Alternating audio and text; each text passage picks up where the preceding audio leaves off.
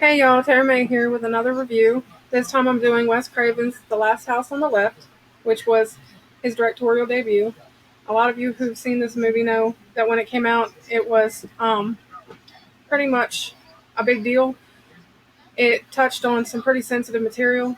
It's got these two girls, one celebrating her 16th birthday, on their way to a concert. They get abducted by these three ex-cons and the son of one of the ex-cons.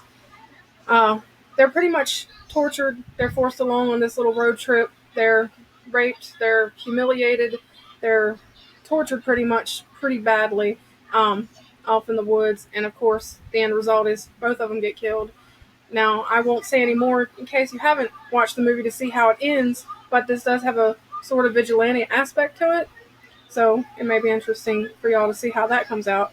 Now, in my opinion, Wes Craven's earlier films, such as this and The Hills Have Eyes, were probably a little better to me just because it had more realism to the horror. You could actually kind of feel like this is something that could really happen. This is something that, a lot of people saw in news stories and stuff, or maybe somebody's worst nightmare of what could happen.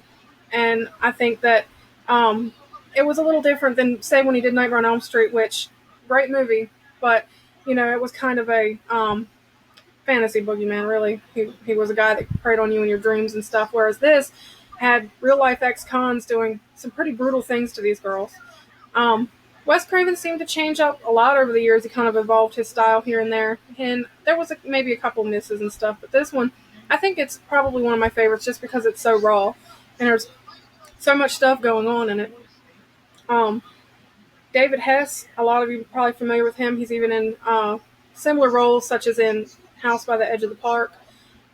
He plays a pretty brutal, sadistic guy in this. And I mean, there's even a scene where he has the girl, Mary, on the ground, pretty much having his way with her, and his face is nearly touching hers. And it's just, it'll send shivers down your spine, really, especially for a female. And some of the stuff that these girls are, forced to do is unreal.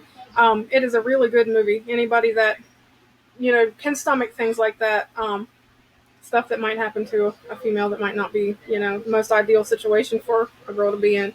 But it does definitely have a chilling, real sense of horror there and dread that you can really sense in the whole movie. I mean, it maybe isn't the most fantastic. And the remake was just god awful. I couldn't stand it. I really couldn't even get all the way through it. But the original, however, is something that I think most people should check out. Any fan of Wes Craven's should go back and look at his earlier stuff if they haven't already.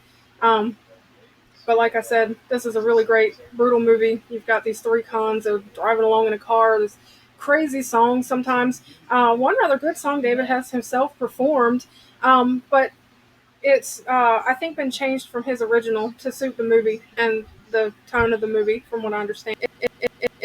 It's just a pretty good experience all the way through, and especially once you get towards the end and you see the involvement of some other characters, and you see how everything plays out. I think a lot of you would probably be pretty pleased and surprised, and the level at which this movie goes to, it's just something you've got to see.